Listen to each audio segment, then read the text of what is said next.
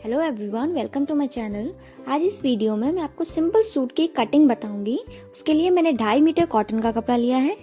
सबसे पहले मैं आपको बताती हूँ हमें कपड़ा फोल्ड कैसे करना है। ये कपड़े की फोल्डेड वाली साइड है। ये मैंने कपड़े को लेंथ वाइज अभी फोल्ड किया है, यानी 2.5 मीटर कपड़े को मैंने फोल्ड कर रखा है और ये ओपन साइड है। सूट की टोटल रेडी नाप आएगी 43 इंच की और उसमें मैंने 2 इंच एक्स्ट्रा ऐड किया है नीचे से फोल्ड करने के लिए। तो मैंने टोटली 45 इंच तक का कपड़ा लिया हुआ है।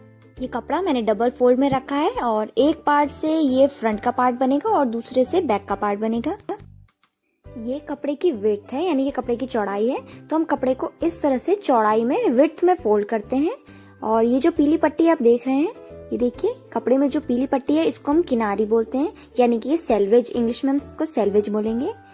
और ये इसका मुंह दूसरे सेल्वेज की ओर होना चाहिए, मतलब दोनों किनारी एक दूसरे की ओर फेस करते हुए होनी चाहिए। इस तरह से हम कपड़े को फोल्ड करते हैं। अब ये फोल्ड किस हिसाब से करना है ये मैं आपको बताती हूँ। इसमें हम अपना सबसे बड़ा वाला मेजरमेंट लेते हैं, यानी कि सबसे बड़ा मेजरमेंट हमारा हिप का होता है। तो यहाँ पे जितना भी आपका हिप मेजरमेंट आया उसको 4 से डिवाइड करना है, क्योंकि जो कपड़ा है हमारा 4 फोल्ड में रखा हुआ है। तो 4 से डिवाइड करने के बाद जितना भी आएगा हम उसमें 2 से 2.5 इंच करीब एक्स्ट्रा ऐड करेंगे। जैसे कि मेरे मेजरमेंट में हिप राउंड है 36 इंच। 36 को मैंने 4 से डिवाइड किया तो आया 9 इंच। 9 में मैंने 2 इंच एक्स्ट्रा लिया है, तो ये 11 इंच करीब मैंने फोल्ड किया हुआ है।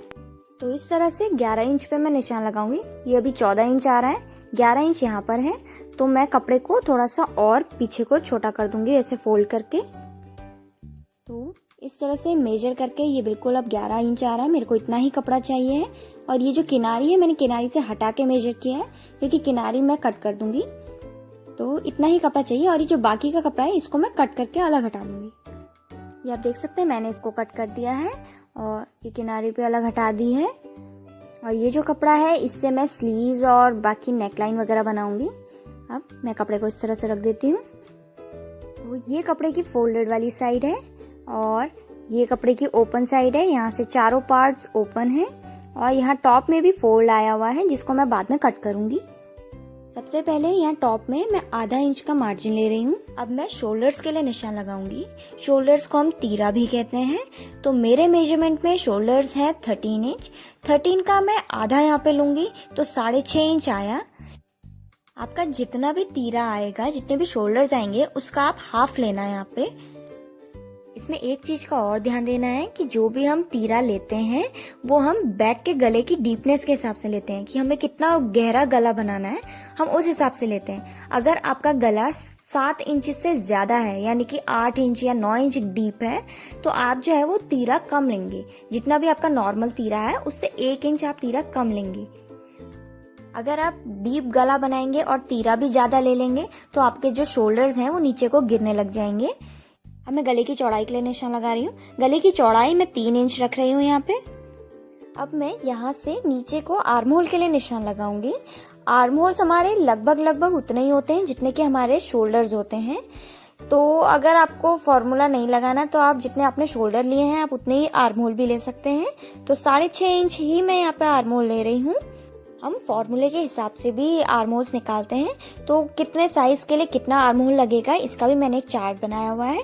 वो चार्ट फॉर्मूले के हिसाब से मैं आपको वीडियो के लास्ट में दे दूंगी, आप वहां से देख सकते हैं। अब इस लाइन को मैं इस तरह से स्ट्रेट कर देती हूँ। अब मैं बस्ट के लिए निशान लगाऊंगी। बस्ट या चेस्ट, आप उसको जो भी कहें। अब जितना भी आपका मेजरमेंट आया, बस्ट का जितना भी मेजरमेंट है उसको 4 से डिवाइड करना है।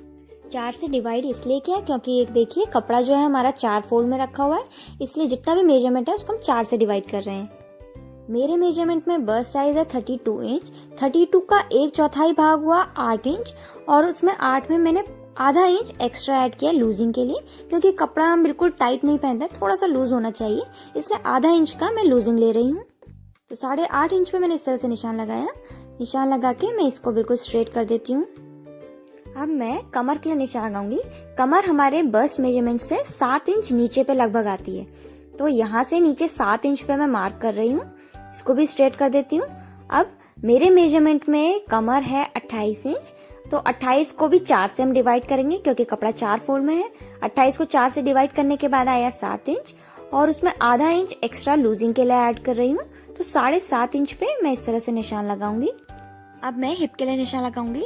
हिप हमारा जो होता है वो कमर से लगभग 7 इंच नीचे पे आता है, तो 7 इंच पे इस तरह से निशान लगा के इसको स्ट्रेट कर देते हैं।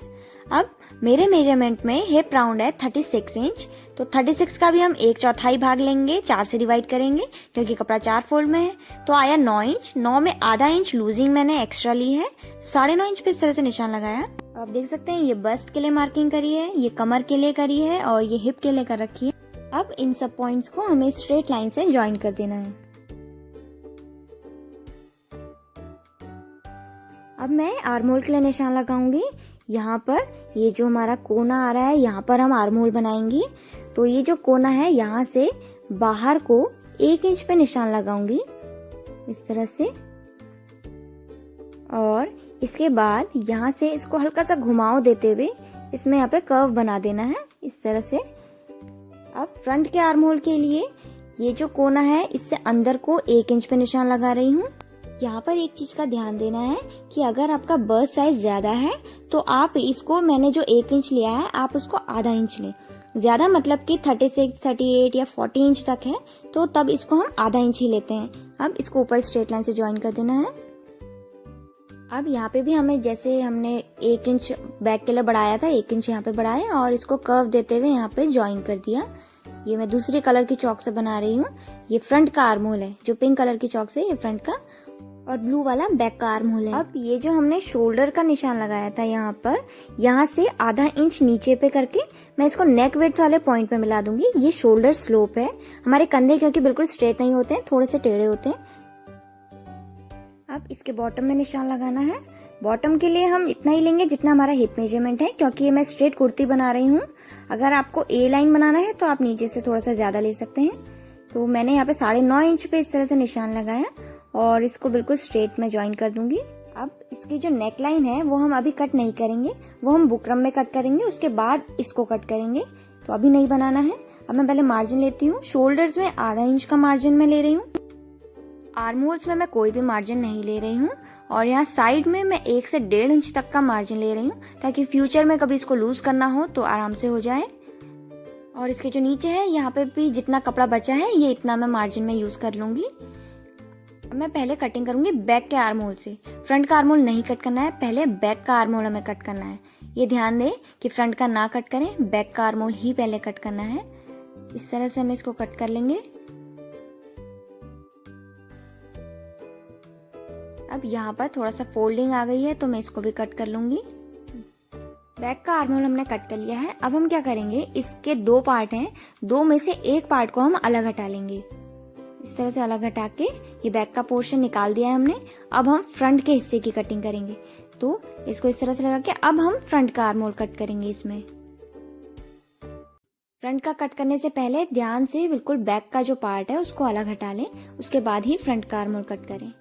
अगर आप चाहो तो आर्म होल में थोड़ा सा मार्जिन ले सकते हैं, 0.25 इंच का मार्जिन आप ले सकते हो, लेकिन उससे ज्यादा नहीं लेना है। अब नेक विड्थ पॉइंट पे मैं यहाँ पे हल्का सा मार्क कर लेती हूँ। ये फ्रंट के पार्ट की कटिंग पूरी हो चुकी है और ये बैक का पार्ट हो गया है। अब मैं स्लीव्स के लिए कटिंग करूंगी। स्लीव की कटिंग के लिए मैंने कपड़े को इस तरह से फोल्ड करके रख दिया है, एक फोल्ड और एक फोल्ड और इस तरह से सेंटर से किया है।